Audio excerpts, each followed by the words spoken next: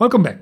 It is time today to focus on the image quality of this brand new Fujifilm X-H2s. But before we get into that, let me tell you about what happened to me while I was shooting a 25th anniversary wedding anniversary a couple of days ago.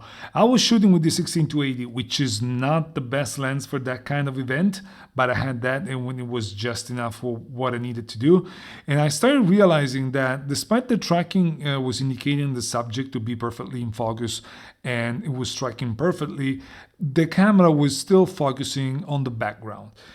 So I started checking while I was shooting, so it was kind of a hectic moment. I started checking and I decided to switch to the single point AF without tracking, without eye tracking and nothing, just to make sure that the old style of shooting would not make the same mistake. And to my surprise, the camera kept focusing on the background. I'm pretty sure this is lens dependent because when I switched lenses, I started using the 13mm Viltrox, the 33mm Fuji, the 85mm Viltrox.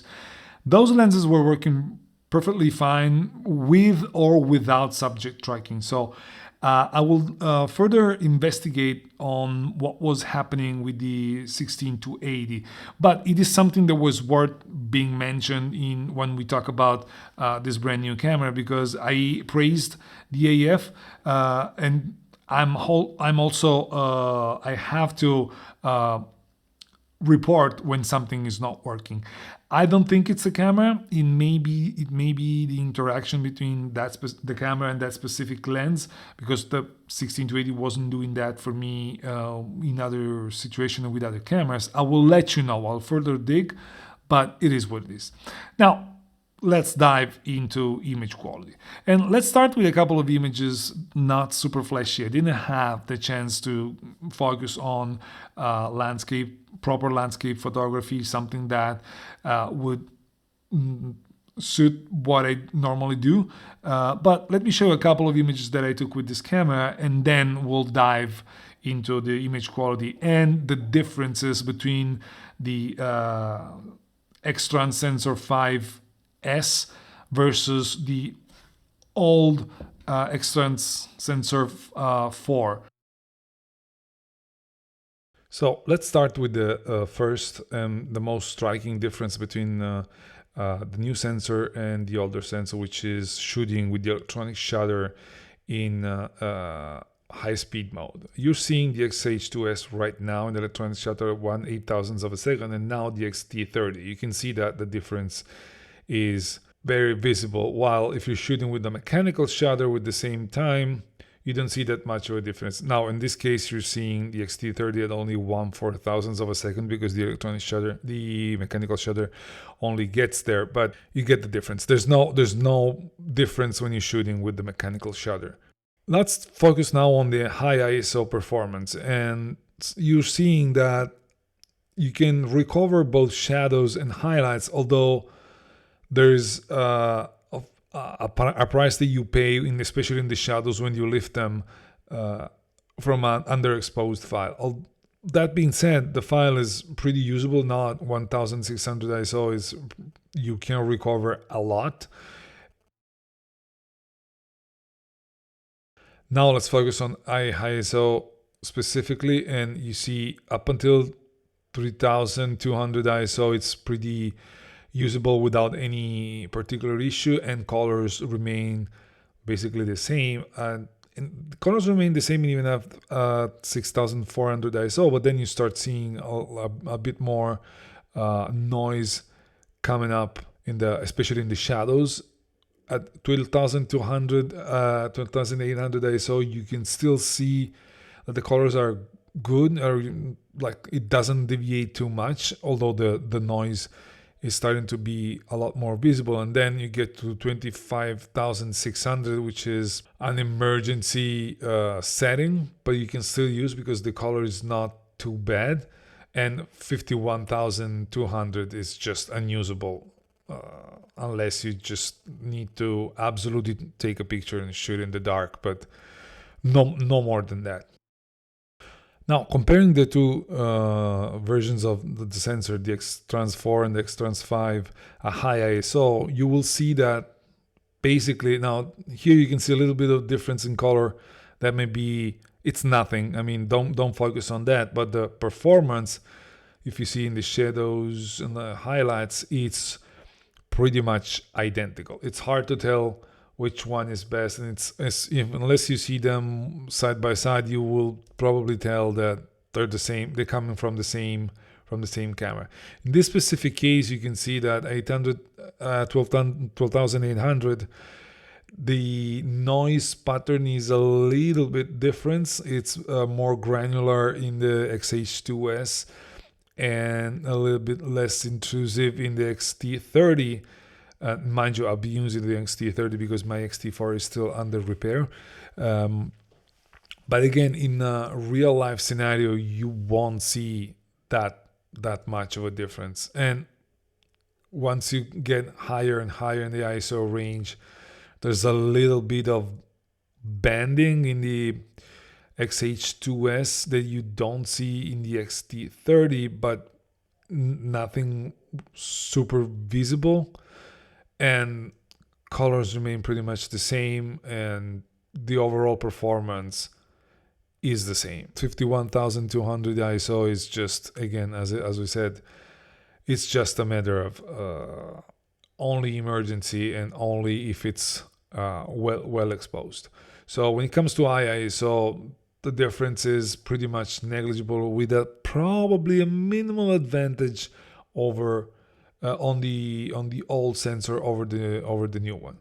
Now let's focus on recovering highlights and shadows on wrong exposure. This is the normal shot and you don't see the difference. Now it's overexposed by one stop and you recover pretty easily with both of them, no problems. With two stops, you can still recover to stop overexposed pretty easily. Then when it comes to three stops, it's over for the both of them, probably with a slight advantage on the older sensor, but I wouldn't care too much about that. But as you can see, you cannot recover three stops overexposed shots in with any of the cameras. Now let's work on underexposed shots. Recovering one stop, it's basically no problems. Same thing goes for two stops, and you can still work pretty easily with that three stops underexposed. Now we're getting to extreme situation, but as you can see, you can still recover decently on a shot that it's four stops underexposed.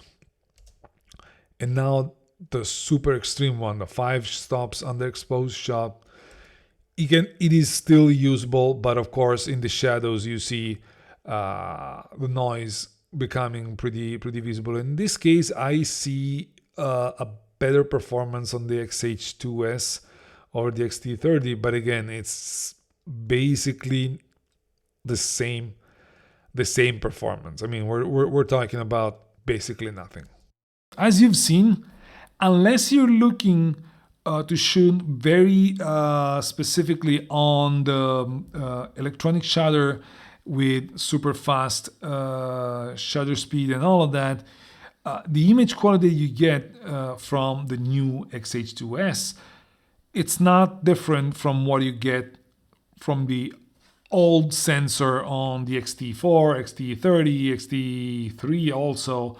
And so this may be disappointing for some, but at the same time, it was kind of expected to some extent because same sensor, same megapixel count, same technology, meaning it's backside illuminated, although this is stacked. And typically the stacked sensor increases noise compared to non-stacked sensor of the same megapixel count. In this specific case, Fujifilm managed to provide basically the same image quality. So it's not an improvement. If you're looking for an improvement in image quality, you don't get that unless, again, as I said before, you're looking for electronic shutter shots, and of course the burst and all of the other commodities that you have with the X-H2s. But for sheer image quality, we're pretty much at the same level of the previous sensor. Is this bad? Not at all. This is basically telling us that the previous sensor was a great sensor, and I've always said that. It was definitely the best APS-C sensor on the market, and it's still today a great sensor. It performs today perfectly fine for professional use. But at the same time, it would have made sense to expect a little bit of improvement in image quality. We don't get that. It's perfectly comparable. We don't know what is going to happen with the 40 megapixel sensor. In that case, that is not going to be stacked, and I would expect an increase in noise level, but we don't know. They may surprise us with something that we did not expect. In general, so don't buy this camera if you're not shooting electronic shutter and you're not using all of the advantages that this camera have, just because you think it's an upgrade on image quality. It is not. It is basically the same image quality that you get from your beloved X-T4, X-T30, X-T3, and so on. That was quick. I hope that's it for today, and I'll see you in the next one. Bye-bye.